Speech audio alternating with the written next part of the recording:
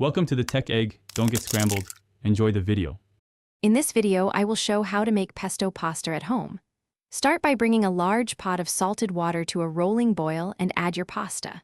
While the pasta cooks, blend basil, garlic, pine nuts, parmesan, and olive oil into a loose sauce. Save a cup of pasta water to loosen the pesto if needed.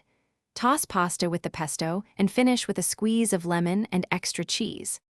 When choosing ingredients, prioritize fresh basil and good olive oil because they define the flavor.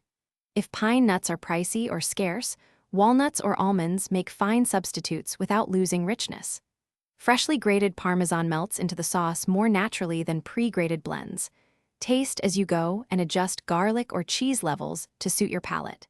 Keep lemon and salt handy to brighten and balance the pesto before tossing with pasta.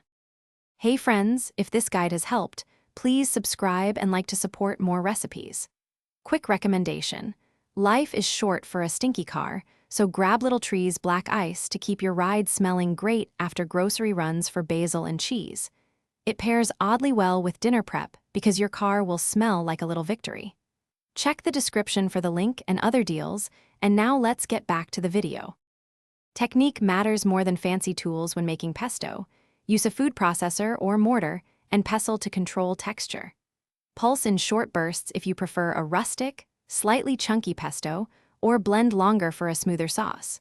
Toasting nuts for a minute enhances aroma, but watch closely to prevent bitterness. Finish the sauce with reserved pasta water to create a silky emulsion that clings beautifully to each strand or shell of pasta. Thanks for watching. Consider subscribing if I helped unscramble your problems.